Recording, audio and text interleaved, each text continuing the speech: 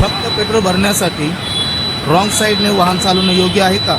हो uncle, wrong side से क्यों जा रहे हो? हाँ, मारो रिटर्न मारो।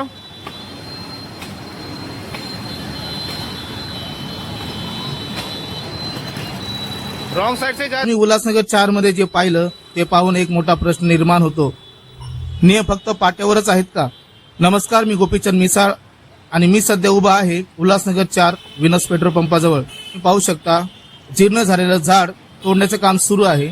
नागरिकांच्या सुरक्षिततेसाठी हे काम आवश्यक आहे, पण या कामामुळे या रस्त्यावर वाहतूक कोंडी निर्माण झाली आहे. आता इथपर्यंत सर्व ठीक आहे, पण याच ठिकाणी काही दुचाकीस्वार सरळ रॉंग साईडने बघा, रॉंग साईड मध्ये मी बघा. त्यांना थांबून विचारलं, आपला उल्हासनगर कधी सुधारणार नाहीये. एवढं पेट्रोल टाकायला झालं. रॉंग साईडने यायचं का पेट्रोलला? पेट्रोल टाकायला. हो दादा, इकडे ना. काय बघा,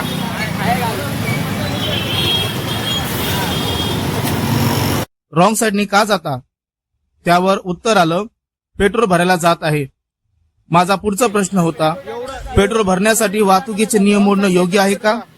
पण त्यानंतर ते काही न बोलता पुढे निघून गेले. आता प्रश्न त्या एका व्यक्तीचा नाही, प्रश्न असा आहे की इतरांचा जीव धोक्यात घालत आहोत का?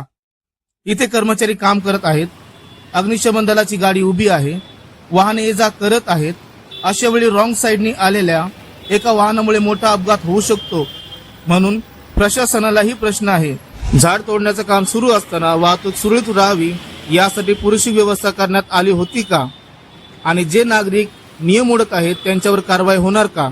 रॉंग साईडने पेट्रोल पंप गाठणं सोपं आहे, पण सुरक्षितपणे घरी पोहोचाल याची हमी कोण देणार? आपला उल्हासनगर कधी सुधारणार नाहीये.